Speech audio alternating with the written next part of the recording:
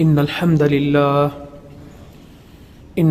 لله نحمده ونستعينه ونستغفره ونعوذ بالله من شرور أنفسنا ومن سيئات أعمالنا من يهده الله فلا مضل له ومن يضلل فلا هادي له أشهد أن لا إله إلا الله وحده لا شريك له وأشهد أن محمدا عبده ورسوله صلى الله عليه وسلم.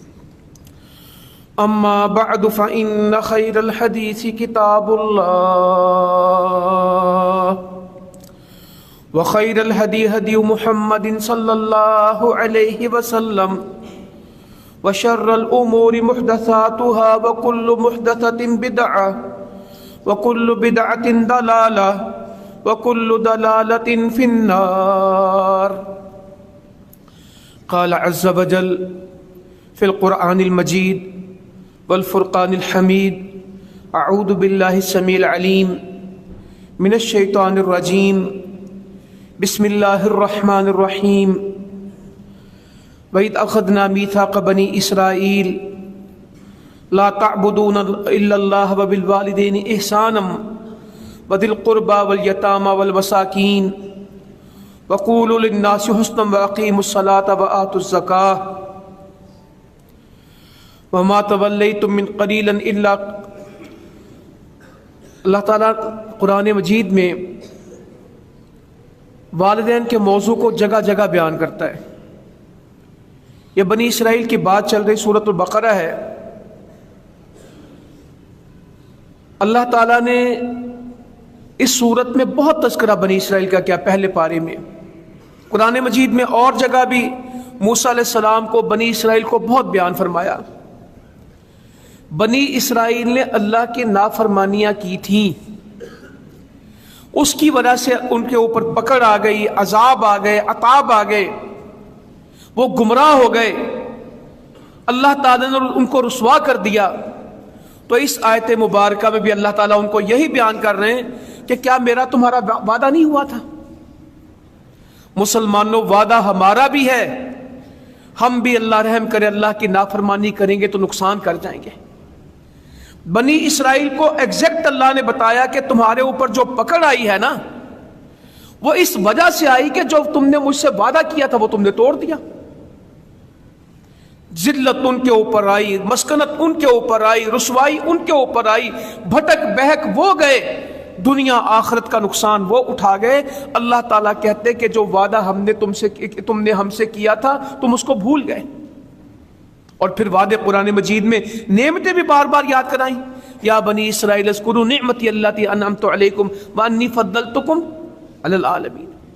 اے بنی اسرائیل، یاد کرو جو ہم نے نعمتیں تم پہ کی، تم یاد کرو، اور ہم نے تمہیں جہانوں پہ فضیلت دی. سب لوگ بعد میں تھے، تم آگے تھے. ہم نے اتنے انعامات تم کو دیے، من اور سلوہ دیا، جنت کے کھانے دیے، ہم نے تمہیں پناہ دی، ہم نے فرعون کو غرق کیا، ہم نے تمہیں نجات دی، ہم نے تمہیں کیا کچھ نہیں دیا مگر تم منکر ہو گئے. تو یہ سمجھ آتی کہ جب بندہ منکر ہو جاتا ہے اللہ تعالیٰ پکڑ دیتا ہے. تو کبھی اللہ کا انکار نہیں کرنا، کبھی اللہ کے حکم کو ٹالنا نہیں ہے. ہمیشہ اللہ کی بندگی، اللہ کی اطاعت، اللہ کی فرما برداری، اللہ کی رضا کو حاصل کرنے کی کوشش کرنا. زندگی یہی ہے. جس کو اللہ تعالیٰ جتنی توفیق دے دے وہ کوشش کرے کہ میرا اللہ مجھ سے راضی ہو جائے، میں اپنے اللہ کے لیے جیوں، میں اپنے اللہ کے لیے مروں. میری زندگی کا مقصد صرف یہ ہو کہ میرا اللہ مجھ سے خوش ہو جائے. یہی بات بنی اسرائیل بھول گئے. پھر اللہ تعالیٰ نا جگہ جگہ قرآن مجید میں ان کو یہی بتاتا رہتا ہے کہ میں نے تم سے یا بنی اسرائیل، یا بنی اسرائیل، یا بنی اسرائیل، اے بنی اسرائیل، میں نے تمہارے ساتھ یہ کیا. میں کہتا ہوں اللہ نے قرآن کے بعد کوئی کتاب نہیں بھیجنی، وہی مکمل ہو گئی. اگر یہ سلسلہ جاری رہتا تو جو کچھ بنی اسرائیل نے کیا ہم میں کیا ہے؟ کوئی فرق ہے؟ جو کام انہوں نے کی اللہ کی نافرمانی کے، اللہ کی بغاوت کے، اللہ تعالیٰ کو ناراض کرنے کے، ہم میں کتنا فرق رہ گیا؟ تو اس میں सूरतुल बकरा है, पहला पारा है, वइद अखज़ना मीथाक़ बनी इसराइल ला तअबुदूना इल्लल्लाह। पहली बात जो हमने तुमसे वादा किया क्या था? ला तअबुदूना इल्लल्लाह, अल्लाह के सिवा किसी की इबादत नहीं करोगे। पहली बात जब बनी इसराइल हमारी तुम्हारी तय हुई थी, तुम्हारा हमारा अहदो पैमा हुआ था, तुम्हारा हमारा जो एग्रीमेंट हुआ था, कहते ना कारोबार में हमने एग्रीमेंट कर लिया, हमने ये तय कर लिया, हमारा ये वादा हो गया है, हमने अहद कर लिया। अल्लाह कहता है इद अखदना मीसाक बनी इसराइल, और जब हमने पुख्ता अहद लिया बनी इसराइल से, ला तअबुदूना इल्लल्लाह, अल्लाह के सिवा किसी की इबादत नहीं करोगे। अगर बछड़ों की इबादत, बछड़े की इबादत की वजह से वो गुमराह हो गए, मुसलमानों हमने क्या कुछ बनाया हुआ है? ला तअबुदूना इल्लल्लाह, अल्लाह के सिवा किसी की इबादत नहीं करोगे। यहां मुसलमानों को यह कहे अल्लाह के सिवा इबादत नहीं करनी, कहते हैं ये भी तो अल्लाह के बंदे हैं ना जिनकी हम इबादत कर रहे हैं। सजदे करते हैं, तवाफ करते हैं, कुर्बानियां करते हैं, दुआएं करते हैं, नजरें देते हैं, न्यादे बांटते हैं, जाके झुकते हैं, उनसे रिस्क तलाश करते हैं, उनको मुश्किल कुशा कहते हैं, उनको मददगार कहते हैं, उनको रिस्क देने वाला कहते हैं। शिर्क और किसे कहते हैं? कहते हैं हाजतें ये पूरी करते हैं, बिगड़ी ये बनाते हैं, हमारे मददगार ये हैं। अल्लाह ताला जो कुछ लेना होगा हम इनसे लेते हैं, अल्लाह से ये ले लेते हैं, हमने इनको वसीला बनाया हुआ है। क्या अल्लाह ताला नहीं सुनता कि हम उसके लिए वसीले बनाएं? क्या कोई बंदा अल्लाह से ज्यादा बंदे का हमदर्द हो सकता है? क्या कोई शख्स अल्लाह से ज्यादा बंदे की सुन सकता है कि बंदा उसको दरमियान में डाले? अल्लाह कहता है तेरी मेरी डायरेक्ट लाइन है, दरमियान में कोई वास्ता ना लेके आना, मुझे डायरेक्ट ही पुकारना। और यूनुस अलैहिस्सलाम ने मछली के पेट में डायरेक्ट ही पुकारा। जिसने जब पुकारा है डायरेक्ट ही पुकारा है। तो बनी इसराइल से जो पहली गलती हुई, उन्होंने शिर्क किया। ला तअबुदूना इल्लल्लाह, अल्लाह कहता हमने तुमसे वादा नहीं किया था कि अल्लाह के सिवा किसी की इबादत नहीं करोगे। और अगली बात क्या? व बिल वालिदैनि इहसाना, ये दर्जा बंदियां। पहला काम तौहीद, दूसरा साथ ही क्या कह दिया? वालिदैन के साथ हुस्ने सलूक। ये वालिदैन मामूली मसला नहीं है, ये मामूली मसला नहीं है। अल्लाह रब्बुल इज्जत अकीदे के बाद, तौहीद के बाद, शिर्क के कला कमा के बाद अगला जो अमल बयान फरमा रहे हैं वो ये है कि तू वालिदैन के साथ नेकी करेगा। हमारे यहाँ बहुत लोग नेकी समझते हैं, वालिदैन को छोड़ देंगे बाकी जिंदगी की नेकियां करेंगे। हाँ, बाकी भी करेंगे, सबको उसका हक अदा करेंगे। जो वालिदैन के हकूक हैं वो उनके मुतल्लिक हैं, जो बाकी हकूक हैं वो उनके मुतल्लिक हैं। किसी की हक तलफी नहीं करनी। और वालिदैन हुकूकुल इबाद में, मैंने पिछले जुमा अर्ज़ किया, हुकूकुल इबाद में सबसे बड़ा हक वालिदैन का है, इससे बड़ा कुछ नहीं। वज़िल कुर्बा वल यतामा वल मसाकीन, और जो तेरे क़राबतदार हैं, रिश्तेदार हैं, यतीम है, मिस्कीन है। इसके ऊपर इंशाअल्लाह ताला अगर किसी कभी वक्त मिला तो मिस्कीनों यतीमों पे भी बात करेंगे, और रहम के ऊपर, रिश्तेदारी के ऊपर। हमारे यहाँ रिश्तेदारी में हम बड़े ही कमजोर हो गए। एक लगी बंदी सी जिंदगी है, रिश्ते महदूद होते जा रहे। नहीं, रिश्तों को मिलाना है। जो चाहता है कि कल अल्लाह उसको अपनी रहमत से मिलाए, वो आज दुनिया में इस रहम को मिलाए। जो उसके रहम के रिश्तेदार हैं वो उनको मिलाए। जो अल्लाह की रहमत से मिलना चाहता है वो रहम के रिश्ते, जो उसके क़राबतदारी है, उसको पक्का करे, सिला रहमी करे। आगे क्या कहा? वक़ूलू लिन्नासि हुस्ना, और लोगों से अच्छी बात कर। ओल फोल ना बोलता रहा, जो दिल में आए ये नहीं। जब बात करनी कौन सी? अच्छे तरीके से, अच्छे अखलाक से, अच्छे अंदाज से। और नहीं, मुझसे नहीं अच्छी बात होती, मैं तो भाई गुस्से में बात करता हूं, मैं गाली दूं मेरी मर्जी, मैं किसी से बदतमीजी बदतहजीबी करूं मेरी बात का नहीं। ऐ बनी इसराइल, हमने तुमसे ये वादा नहीं किया था? ला तअबुदूना इल्लल्लाह व बिल वालिदैनि इहसाना व दिल कुर्बा वल यतामा वल मसाकीन व क़ूलू लिन्नासि हुस्ना। और लोगों से बात किस तरह करोगे? हुस्ना, अच्छी, खूबसूरत। اپنے جملے ایسے بنانے کہ کسی کے دل کو تکلیف نہ ہو، غصہ زندگی سے نکال دینا۔ ایک صحابی آئے کہ اللہ کے رسول صلی اللہ علیہ وسلم آپ مجھے وصیت فرمائے، آپ مجھے کوئی نصیحت کریں، تو فرمایا لا تغضب، غصہ نہ کیا کر۔ تو انہوں نے کہا پھر؟ کہا لا تغضب، غصہ نہ کیا کر، غصہ نہ، بار بار ایک ہی جواب دیتے رہے، غصہ نہ کیا کر۔ اور ہمارے معاشرے میں جسے پوچھے وہ کہتا ہے محبت تو کم ہی ہے، غصہ مجھے بہت آتا ہے، میں بڑا کڑوا بولتا ہوں، میری بات میں کرختگی ہے، میرا لہجہ سخت ہے۔ کہا نہیں، وقولوا للناس حسنا، یہ قرآن مجید ہے، میری بات نہیں ہے۔ اور یہ قرآن مجید میں ایک پورا پیکج ہے، ایک پورا پیکٹ ہے جو طے ہو رہا ہے قوم کے درمیان اور رب کے درمیان، بندوں اور امت کے درمیان ایک معاہدہ ہے۔ وقولوا للناس حسنا، اور لوگوں سے بات اچھی کرنی۔ وَأَقِيمُوا الصَّلَاةَ وَآتُوا الزَّكَاةَ، اور نماز قائم کرو اور زکات دو۔ یہ بنی اسرائیل کی بات ہو رہی ہے،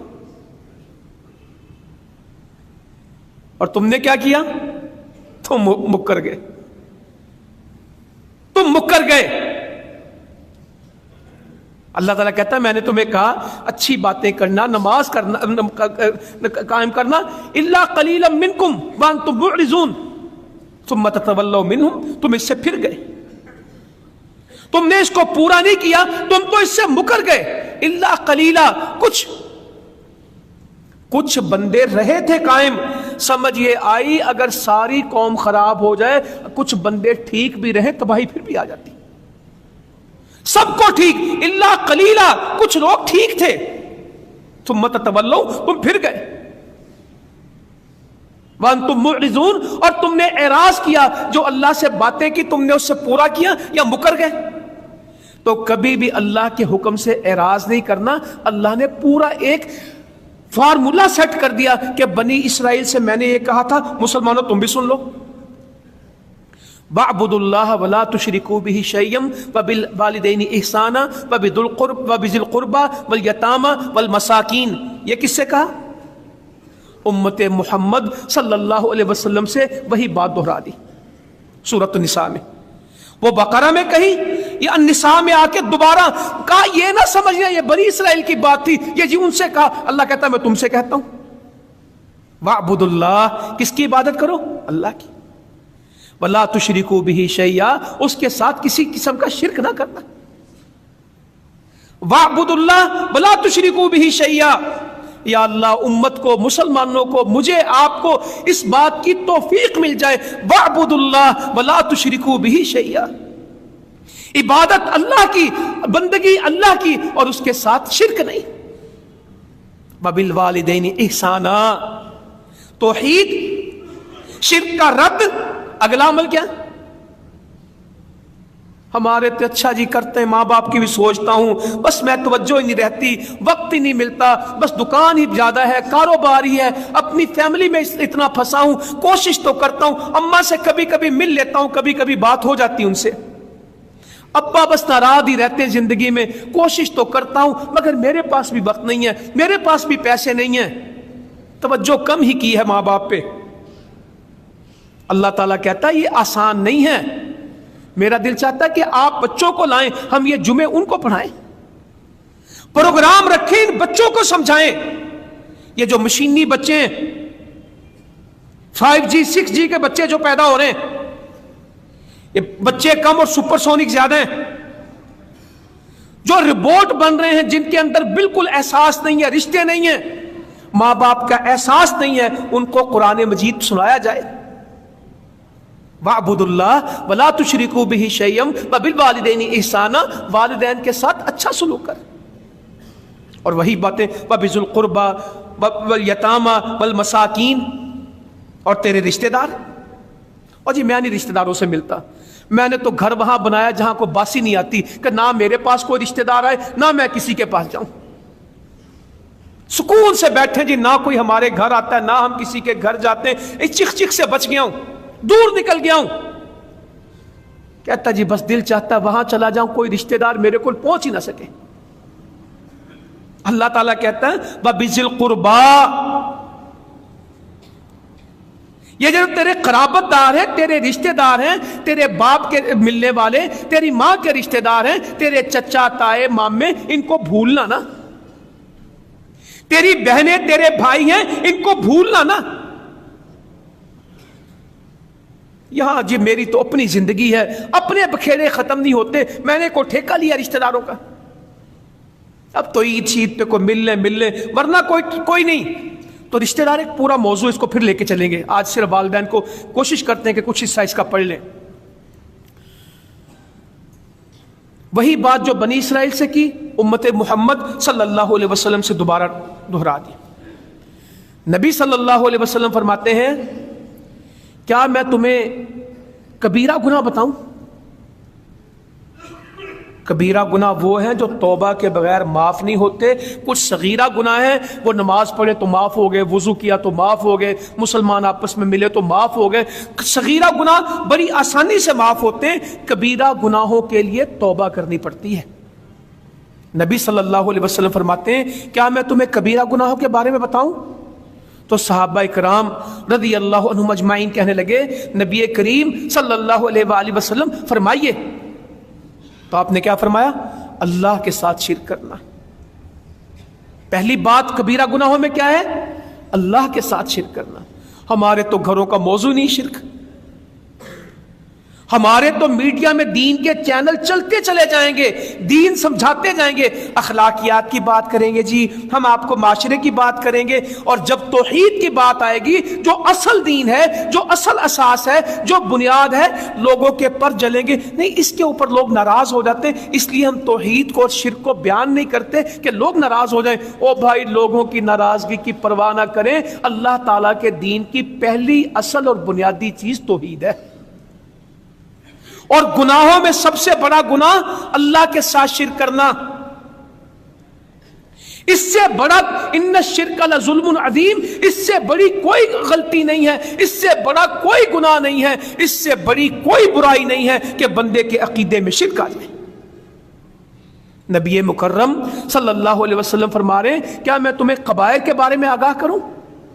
تو صحابہ نے کہا، جی فرمائیے۔ کہا اللہ کے ساتھ شرک کرنا، اور دوسری بات کیا کی؟ والدین کی نافرمانی۔ اللہ کا شرک، ساتھ ہی اگلا لفظ والدین کی نافرمانی۔ یہاں عقیدے میں جو پکے ہوں گے، والدین کے بارے میں کچے ہوں گے؟ نہیں، دونوں کی اصلاح کرنی ہے، توحید بھی پختہ رکھنی ہے، اور ماں باپ سے محبت، تعلق، وابستگی، خدمت، ان کے ساتھ حسن سلوک۔ اف ولا تنہرہما، اونچی نہیں بولنا، ان کو ناراض نہیں کرنا۔ صحابی کہتے ہیں کہ ٹیک لگا کے بیٹھے تھے، دو باتیں کی، اللہ کے ساتھ شرک، والدین کی نافرمانی۔ ٹیک لگائی تھی اور ایک دم سیدھے ہو کے بیٹھ گئے، جس طرح بندہ کو کام اسپیشل بتانے لگتا نا، کبائر بتانے لگے اور شرک کی بات کی اور والدین کی نافرمانی کی بات کی، کہتے ٹیک میں تھے، ایک دم سیدھے ہو کے بیٹھ گئے۔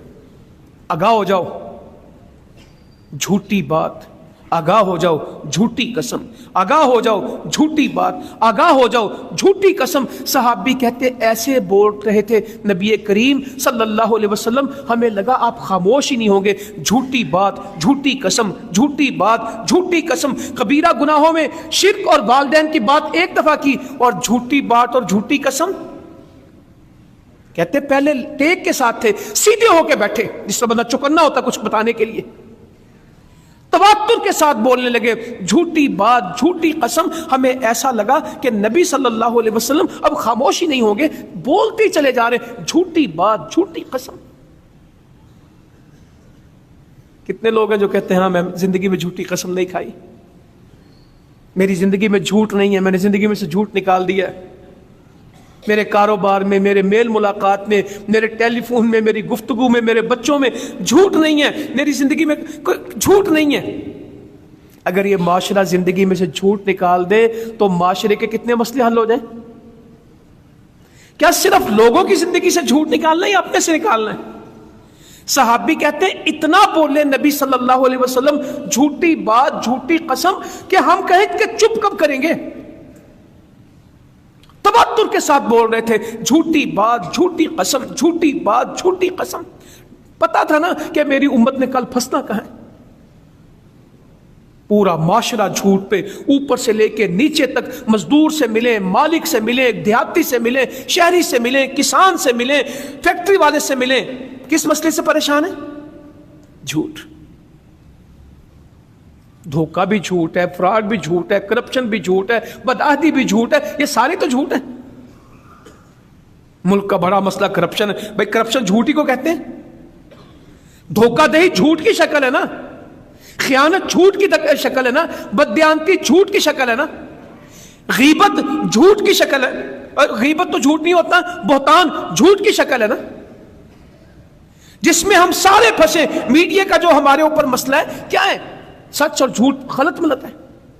इतना कहा, अल्लाह ताला हमें तौफीक दे, हम इन 4 चीजों को याद रखें कबीरा गुनाहों में। अल्लाह के साथ शिर्क, वालिदैन की नाफरमानी, झूठी बात, झूठी कसम। नबी सल्लल्लाहु अलैहि वसल्लम फरमाते हैं, अपने वालिदैन को गाली देना कबीरा गुनाह है। अब तो लोग दे भी लेते हैं। सुना मैंने कि उसने बाप को गाली दी, मां को गाली दी। सहाबा को इसका नहीं पता था, झट से कहने लगे, नबी सल्लल्लाहु अलैहि वसल्लम, कोई ऐसा शख्स भी है जो अपने वालिदैन को गाली दे? तो आपने फरमाया, कोई किसी के बाप को गाली देता है तो वो जवाब में इसके बाप को गाली देता है। ये किसी की मां को गाली देता है, वो जवाब में इसकी मां को गाली देता है। ये वालिदैन को, यानी गालियां निकालने वाला ये मत समझे कि ये गाली दे रहा है, जवाब में भी दुआओं के नतीजे में दुआएं आती हैं और गालियों के नतीजे में गालियां आती। कहते हैं अपनी मर्जी होती है। मोहब्बतें बांटेंगे तो मोहब्बतें मिलेंगी, नफरतें बांटेंगे तो नफरतें मिलेंगी, खिदमत करेंगे तो खिदमत मिलेगी, गालियां देंगे तो गालियां मिलेंगी, दुआएं देंगे तो दुआएं मिलेंगी। ये अपना ही होता है। अगर आप लोगों के लिए अच्छे तो लोग भी आपके लिए अच्छे हो जाएंगे। अगर आप बुरे हैं तो लोगों से मत एक्सपेक्ट करें कि वो आपके लिए अच्छे हो जाएंगे। इस हदीस को एक जगह और किस तरह बयान किया? लानत कि कबीरा गुनाहों में कि इंसान अपने वालिदैन पे लानत करता है। साहबा ने फिर पूछा, कहा वो किसी के वालिदैन पे लानत करता है, वो इसके वालिदैन पे लानत करते हैं। कबीरा गुनाह, अपने माँ बाप की इज्जत बचानी है तो लोगों के वालिदैन की इज्जत करें। कुरान मजीद में क्या फरमाया? तुम उनके झूठे माबूदों को गाली ना दो, तुम इन काफिरों के झूठे माबूदों को बुरा भला ना कहो। वो हसद में और लाइल्मी में किसको गाली दे देंगे? तुम्हारे सच्चे रब को गाली दे देंगे। कुरान मजीद में यह असूल समझाया है कि तुम इनके झूठे माबूदों को गाली मत दो, इन काफिरों के माबूदों को इस तरह बुरा भला ना कहो कि ये रद्द अमल में किसको कह दें? अल्लाह रब्बुल इज्जत को। इस वास्ते इनको भी संभाल के ज्यादा इनके माबूदों को तौहीद समझाओ, अकीदा समझाओ, गालियां मत दो, वरना वो तुम्हारे सच्चे रब के बारे में बात करेंगे। यह कुरान मजीद में नुक्ता अल्लाह ने बयान फरमाया। तो क्या मैं कह रहा हूं, मेरे प्यारे बच्चों को समझाएं, यहां जो बैठे घर जाके वालिदैन की इज्जत वो कराएगा जो लोगों के वालिदैन की इज्जत करेगा। अगर मैं चाहता हूं कि मेरा बेटा मेरी इज्जत करे, मेरी बहू मेरी इज्जत करे, तो फिर हमें बहू के मां बाप को कुछ नहीं कहना। तेरी मां ने तेनू की सिखाया सी, तेरे प्यो ने तेनू की दे के भेजा, तेनू को जेज दिता उन्हें।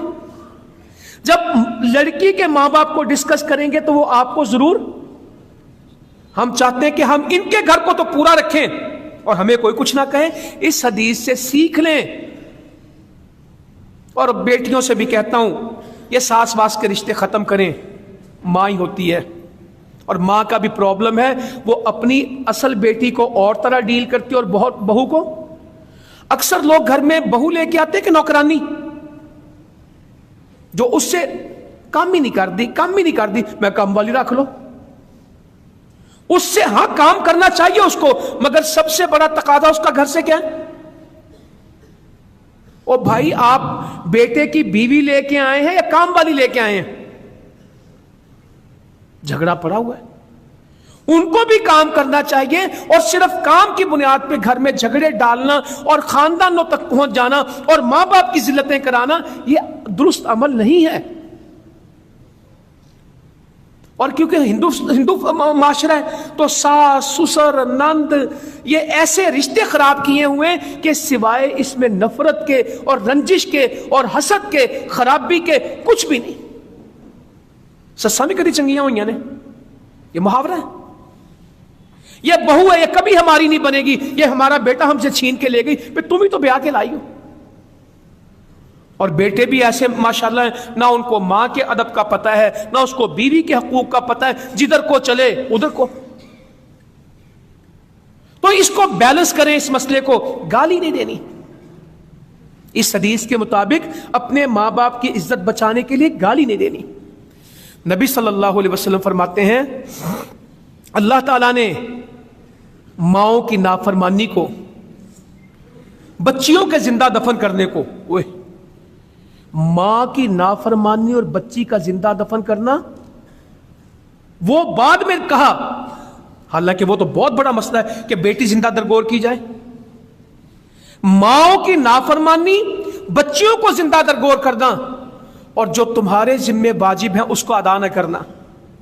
میرے ذمہ حقوق ہیں، والدہ کے حقوق ہیں، بیوی کے حقوق ہیں، اولاد کے حقوق ہیں، رشتہ داروں کے حقوق ہیں، ہمسایوں کے حقوق ہیں، دوستوں کے حقوق ہیں. میرے ذمہ کچھ چیزیں واجب ہیں، اس کو ادا نہ کرنا. اور لوگوں کا مال حرام طریقے سے ہڑپ کر جانا میرا نہیں ہے. مزدوری کھا جانا، زمین ہڑپ کر جانا، پیسے دبا جانا، چوری، حرام طریقے سے مال لے لینا، یہ 4 کام اللہ نے حرام قرار دیے. والدین کی نافرمانی، بیٹیوں کو زندہ دفن کرنا، جو واجب میرے ذمے ہیں، جو حقوق میرے ذمے ہیں اس کا ادا نہ کرنا، اور ناحق حرام طریقے سے مال ہڑپ کرنا، رشوت لے کے وہ میرا بنتا نہیں ہے لینا. فرمایا ایک بندے کو جو ہم نے تنخواہ پہ مقرر کیا، اس کے سوا جو بھی وہ لیتا ہے، ایک بندے کی تنخواہ مقرر 50,000 25,000 1 لاکھ، اس کے سوا لوگوں سے جو بھی وہ لے گا وہ حرام ہے. اس کی تنخواہ مقرر کر دی، نہیں اتنی تنخواہ نہیں گزارا ہوتا نہ کرو. تنخواہ کے سوا جو لے گا، نہیں جی تنخواہ تو وہ ہے نا جی وہ تو لیتے ہیں. میں تو ہمیشہ آپ کو کہتا ہوں ہمارے معاشرے میں کہتے ہیں ہم کام نہ کرنے کی تنخواہ لیتے ہیں اور کام کرنے کی رشوت. ہمیں جو تنخواہ دی جاتی وہ کام نہ کرنے کی ہے، اور اگر ہمیں کام کروانا تو پیسے دیں. کہ اللہ نے حرام قرار دے دیا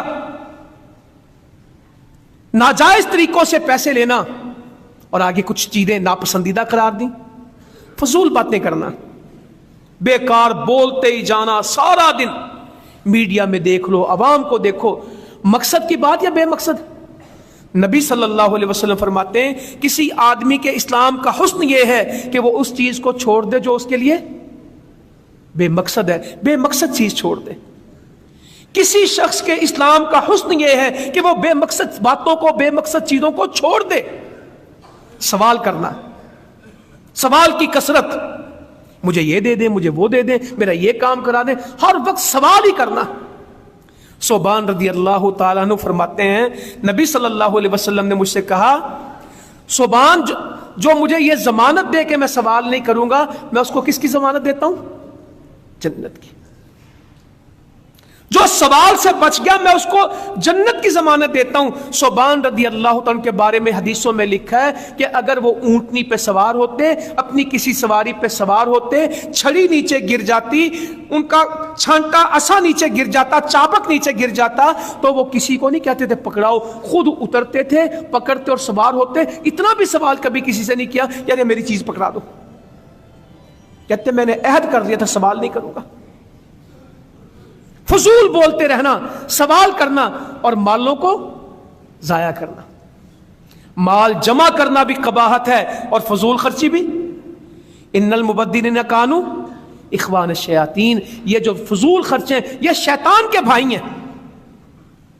جمع کری جائیں گے، گھروں میں جگہ نہیں چیزیں رکھنے کی، الماریوں میں کپڑے رکھنے کی جگہ نہیں ہے، گاڑیاں کھڑی کرنے کی جگہ نہیں، روئی بھی جانا، حالات بڑے خراب ہیں. اور فضول خرچی بھی، کوئی پتہ ہی نہیں کیا خریدنا کیا نہیں خریدنا، جدھر جاتے ہیں بے شمار لٹا. شادیوں پہ کوئی حساب نہیں، گھروں میں کوئی حساب نہیں، ڈیکوریشن پہ کوئی حساب نہیں، چیزیں خریدنے میں کوئی. ان المبذرین کانوا اخوان الشیاطین، یہ فضول خرچ شیطان کے ہیں.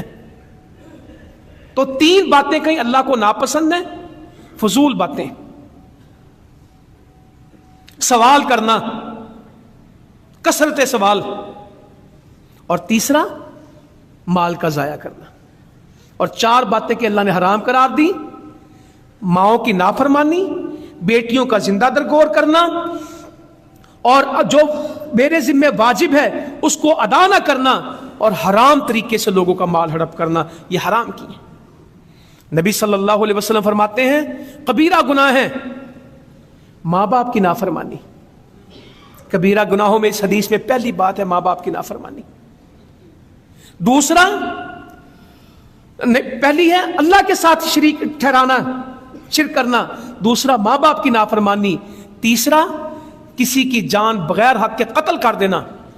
ماں باپ کی فرما برداری پہلے آئی ہے اور قتل، کوئی سمجھ آ رہی باتوں کی ترتیب کی؟ ناحق قتل بعد میں آیا ہے اور ماں باپ کی نافرمانی پہلے آئی ہے، اور جھوٹی قسمیں کھانا، اس حدیث میں 4 چیزیں ہیں: اللہ کے ساتھ شرک، ماں باپ کی نافرمانی، ناحق کسی کو قتل کرنا، جھوٹی قسم۔ ان 4 چیزوں کو اللہ تعالیٰ نے حرام قرار دیا ہے، یہ کبیرہ گناہ ہے، تو ان سے بچنا ہے، یہ حدیثیں یاد کرنی ہیں۔ آگے ماں ہوتی کیا ہے، باپ ہوتا کیا ہے، اس کے اوپر میں 2-3 واقعات آپ کے سامنے حدیث سے رکھنا چاہتا ہوں۔ نبی صلی اللہ علیہ وسلم کے پاس جنگی قیدی آئے، اس میں عورتیں بھی تھیں، بچے بھی تھے۔ تو ایک عورت کا بچہ گم ہو گیا۔ یہ بچوں کو شاید یہ نہیں پتا ہوتا کہ ماں کیا چیز ہے۔ ماں کا دل اللہ نے الگ بنایا ہے، سب دلوں سے مختلف بنایا ہے، اپنی اولاد کے لیے تڑپ جاتی ہے، جو تکلیف اٹھانی پڑے اپنی اولاد کے لیے کر جاتی۔ ماں کی قدر کریں، باپ کی قدر کریں۔ تو جنگی قیدی، اس کا بچہ کھویا۔ اب ایک ماں کا بچہ بیگانی جگہ گم ہو جائے، آپ اس کی طبیعت دیکھ سکتے کیا؟ بے قراری میں ڈھونڈتی پھر رہی ہے۔ نبی صلی اللہ علیہ وسلم اس عورت کو دیکھ رہے ہیں، اچانک اس کا بچہ اس کو ملا، کیا منظر ہوگا؟ اس نے اس کو لپٹایا اپنے ساتھ، اور اس کے بعد اس کو پیار کرنے لگی، دودھ پلانے لگی۔ نبی کریم صلی اللہ علیہ وسلم فرمانے لگے، وہ اس کو کہو کہ آگ میں ڈال دے،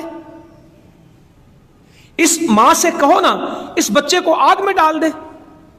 تو صحابہ نے عرض کیا، اللہ کے نبی صلی اللہ علیہ وسلم، یہ کبھی نہیں ہو سکتا، یہ تو حد المقدور کوشش کرے گی، اپنی پوری جان لڑا دے گی کہ اس کا بچہ آگ میں نہ جائے۔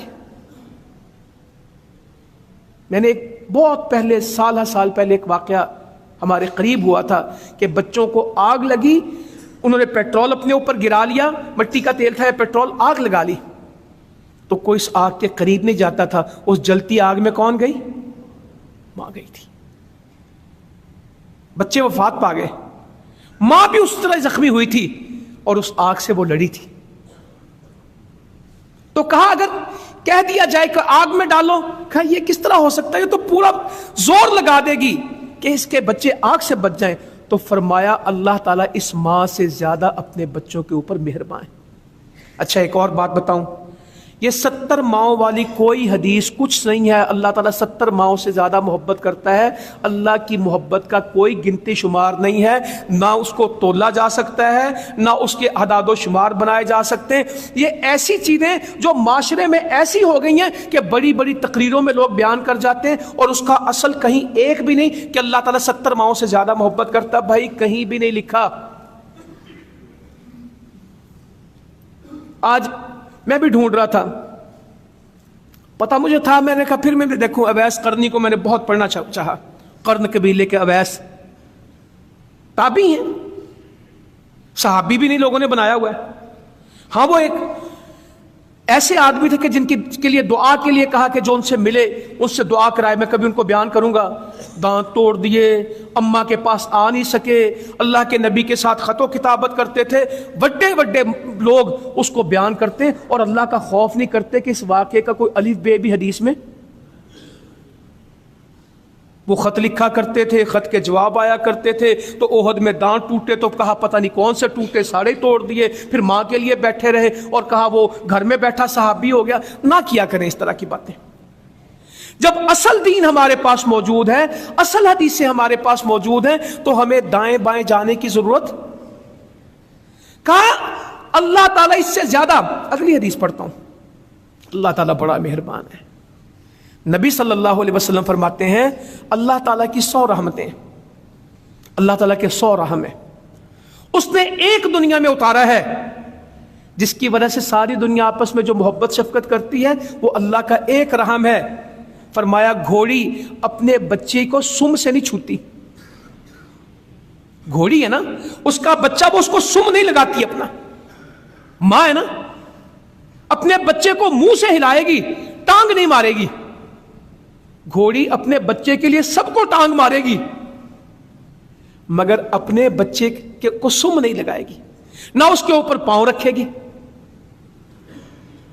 مرغیاں کتوں سے بلیوں سے لڑ پڑتی ہیں صرف اپنے بچوں کے لیے.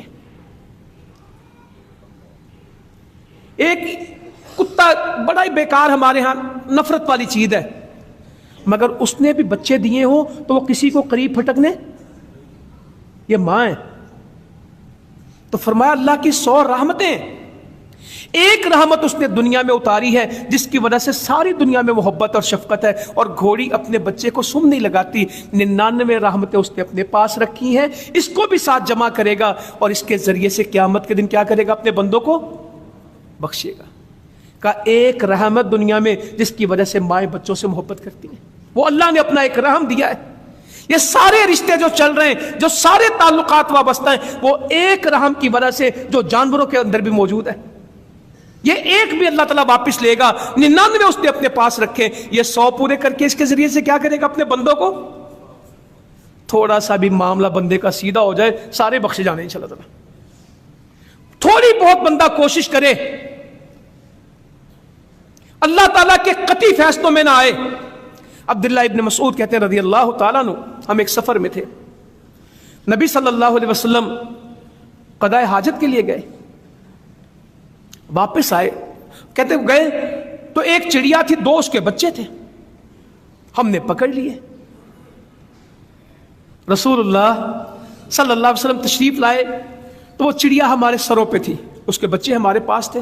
وہ چڑیا ہمارے اوپر ایسے پھڑ پھڑا رہی تھی، بے چین بے قرار. آپ نے فرمایا اس کو کس نے پریشان کیا؟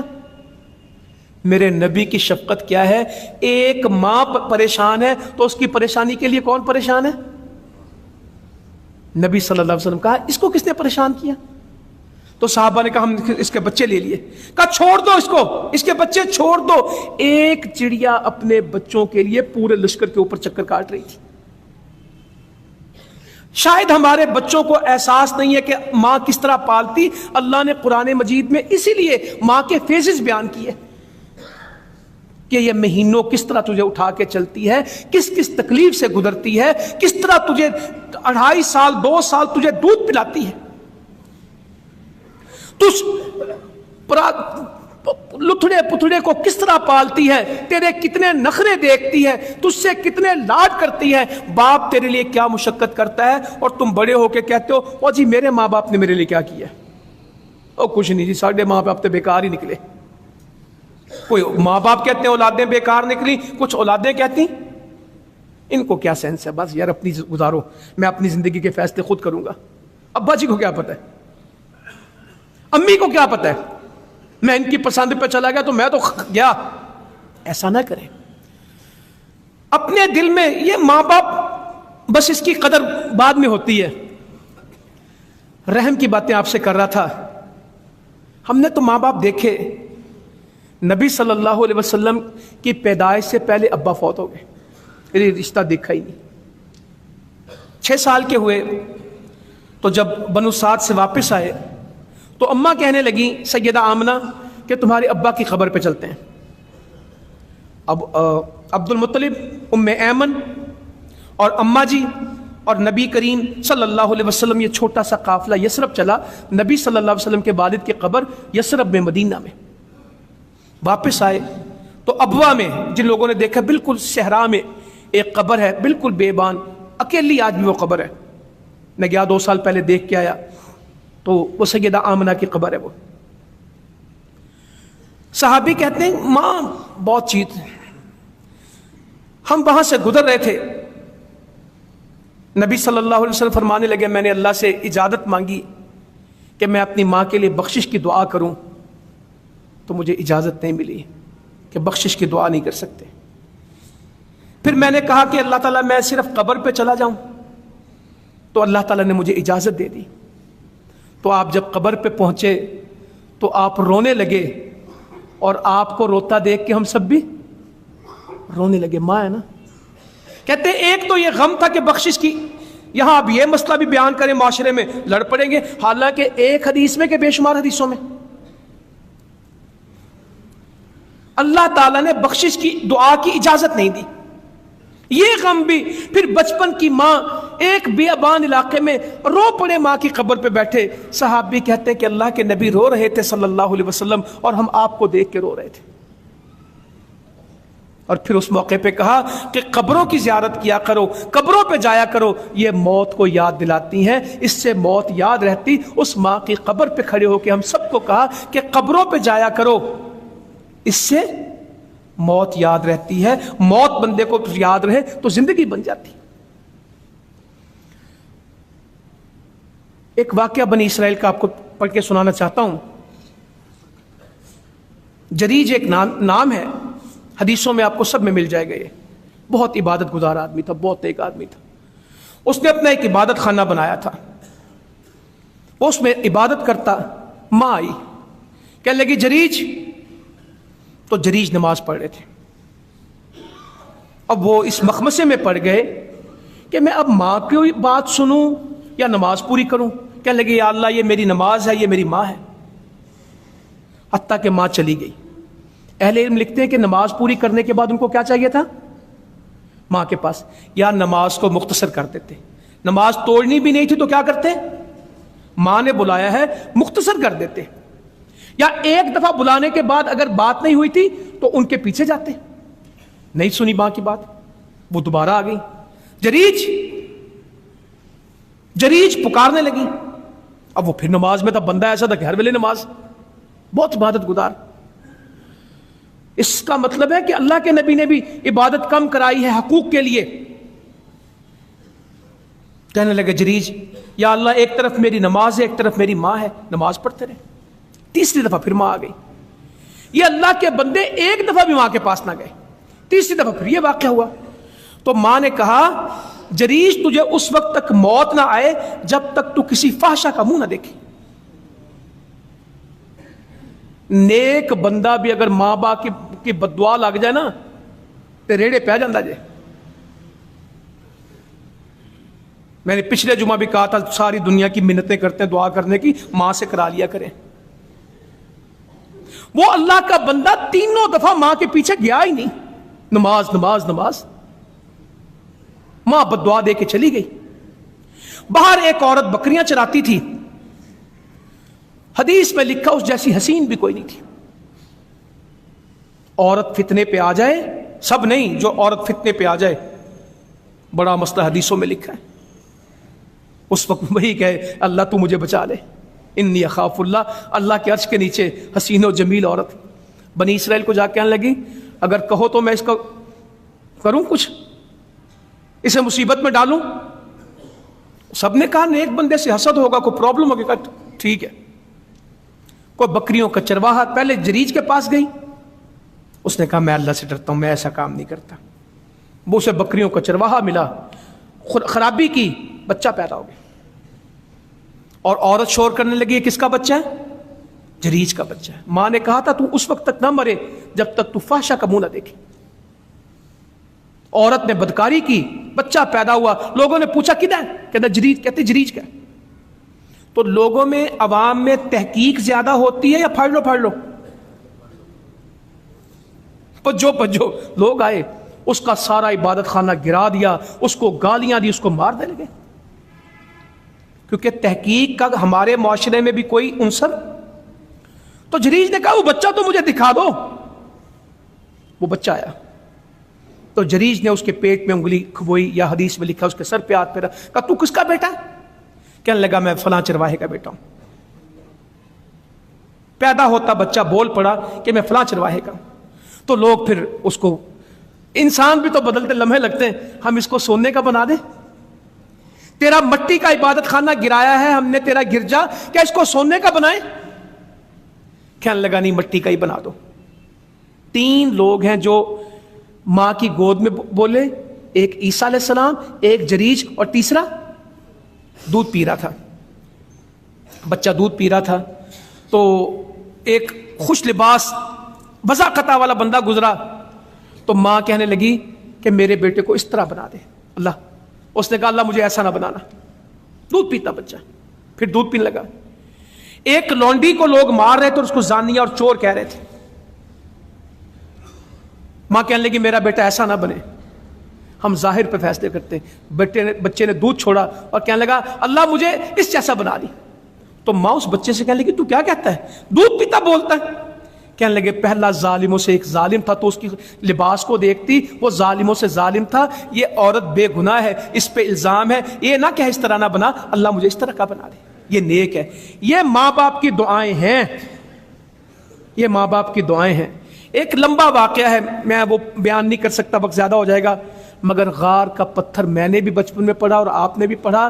جس پہلے آدمی نے غار کے پتھر کے لیے دعا کی تھی, اس کا عمل کیا تھا کہ میرے بوڑھے ماں باپ تھے, میں اپنے بچوں سے زیادہ کس کو ترجیح دیتا تھا؟ میں جانور چرانے والا تھا, بکریاں چرانے والا تھا, مگر جب تک میں اپنے ماں باپ کو دودھ نہیں پلا لیتا تھا, میں اپنے بچوں کو دودھ. اور اس رات میں ساری رات کھڑا رہا, پیالہ لے کے کھڑا رہا, حتیٰ کہ صبح ہو گئی. وہ خود اٹھے, میرے بچے رو رہے تھے بھوک سے, اور مجھے ایک گوارا نہیں تھا کہ میں اپنے ماں باپ کو اٹھاؤں. اے اللہ یہ عمل میں نے تیرے لیے کیا, اور اللہ تعالیٰ نے پھر وہ غار کے رستے دے دیے. تو آج بھی ماں باپ کے خدمت کرنے والوں کی دعائیں ایسے ہی سنی جائیں گی جس طرح غار والے کی سنی گئی تھی, جس طرح غار والے کی سنی گئی تھی. اور یہ بڑی محبتوں کے سلسلے ہیں, اللہ تعالیٰ توفیق دے دے لوگوں کو. ایک اور عبادت کی بات کہوں, ماں باپ ہونا سارے کام کریں بیلنس کے ساتھ. ایک آدمی آیا صحابی کا, اللہ کے رسول صلی اللہ علیہ وسلم میں آپ کے ساتھ جہاد پہ جانا چاہتا ہوں, اور میرا مقصد صرف یہ ہے میرا اللہ مجھ سے راضی ہو اور جنت میں مجھے گھر مل جائے, اس لیے. آپ نے فرمایا تیری ماں زندہ ہے؟ تو اس نے کہا جا ان کی خدمت کر. یہ کس کے لیے ہوگا؟ جس کے گھر میں کوئی اور خدمت. یہاں 5 بیٹے ہوتے ہیں, روکنا کس کو ہے؟ جو جانا چاہتا ہے. یہ انتہائی ظلم کی بات ہے. اگر آپ کے گھر میں واقعی ایسے حالات ہیں کہ اس بچے کے سوا پھر ماں باپ روکیں گے, اور جی باقی بھی ٹھیک ہے, میرے ہے تو اور صحابیہ نے تو سارے بھیجے تھے. میرے نبی کے صحابی تو خود بھی جاتے اور بیٹے بھی جاتے, حتیٰ کہ جابر اور عبداللہ قرآن دادی ڈال رہے ہیں کہ میں جاؤں گا کہ میرا. اس حدیث کا بڑا غلط مفہوم بنا کے معاشرے میں لیا گیا کہ جس کو ماں باپ اجازت نہ دیں وہ نہ جائے. مگر اس ماں کی کیفیت, پھر پوچھا, آپ نے فرمایا کہ تو ماں باپ کو جس طرح رلا کے آیا ان کو ہنسا, تیری ماں کے قدموں میں تیری جنت ہے. یہ سب لکھتے ہیں, مگر ایک آدمی کا کیس ہے, ہزاروں بندوں کو جہاد میں لے کے گئے. اگر آپ کے گھر میں واقعی ایسے نامساعد حالات ہیں کہ آپ کی ماں کو کوئی سنبھالنے والا نہیں ہے, تو پہلی ترجیح کس کو دینی؟ پھر والدہ کو دینی ہے. اگر گھر میں واقعی ایسے حالات ہیں کہ ماں کو لاوارث نہیں چھوڑیں گے, جہاد جیسا بڑا عمل بھی ہوگا تو ماں کو لاوارث چھوڑ کے نہیں جائیں گے. تو یہ علم ہے, حدیث ہے, ماں باپ کی محبت کے تو ایسے ایسے واقعات ہیں, وقت لگ جائے. انس کہتے رضی اللہ تعالیٰ عنہ, ابو سیف لوہار تھا, ابراہیم رضی اللہ تعالیٰ عنہ اس کی بیوی کا دودھ پیتے تھے. نبی صلی اللہ علیہ وسلم جاتے اور اس کو, بچے کو پیار کرتے, گود میں بٹھاتے, اس کو دعا دیتے. کہتے ایک دفعہ ہم گئے, لوہار کا گھر تھا, دھواں اٹھتا تھا, اور ابراہیم رضی اللہ عنہ کی جان نکل رہی تھی. باپ نبی بھی ہو تو شاید اولاد کو احساس نہیں کہ اس کا دل کیا ہوتا ہے. آپ رونے لگے.